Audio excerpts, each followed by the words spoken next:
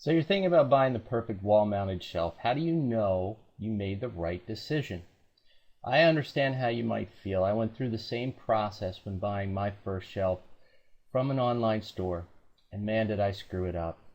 After a few failed attempts, I finally found one that I was incredibly happy with. But you know what? It wasn't the shelf as much as it was several other factors that made my journey finally successful.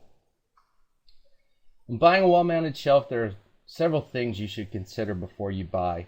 We know it's not easy trying to buy things online for your home.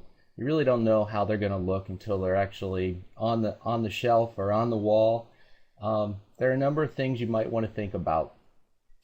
I'm going to give you 7 helpful tips to help you with the buying process. Location, location, location. You've probably heard this before. Once you have an idea of where you want the shelf to go, take very accurate measurements. The key is to make sure that you get the right size shelf because you don't want something hanging on your wall that's going to absolutely consume it. You want it to make sense for where you want to hang that shelf. Sometimes it helps to grab a piece of cardboard and measure it to the size of the shelf that you think you want and try it out. Stick it up on the wall and see how it looks. So you're making sure you're buying the right size. Materials, this is huge. Some people, you really need to consider the type of material that you're going to be using. There are a couple that we use consistently and we've had great success with. Knotty Pine is one, and it's very rustic looking. It's got knots on it.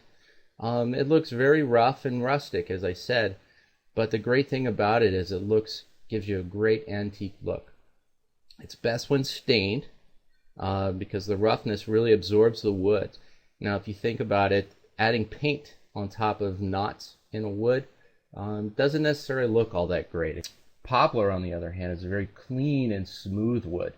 It'll take stain incredibly well, but really takes paint well. So think about the type of material you want your shelf to be made of.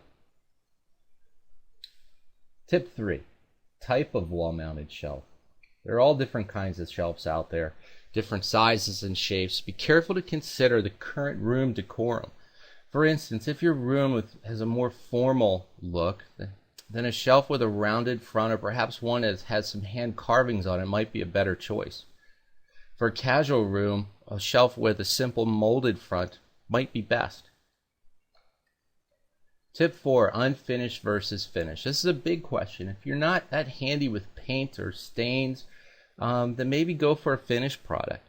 If you think you can handle it, it's not that hard. It's actually kind of fun, and you get to stain it or paint it exactly as you like and make sure that it fits your room exactly. It's really hard to buy things online and with actually not seeing it in your hands.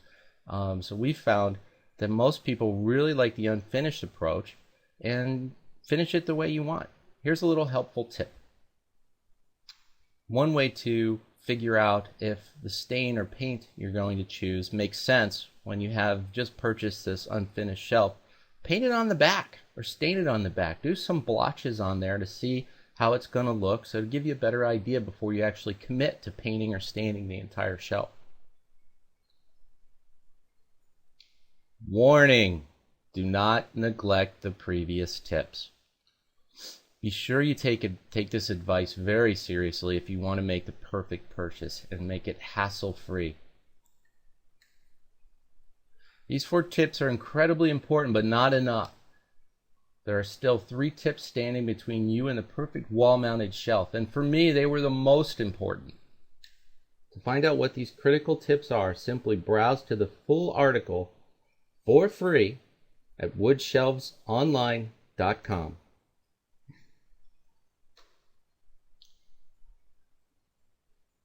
Thanks for watching.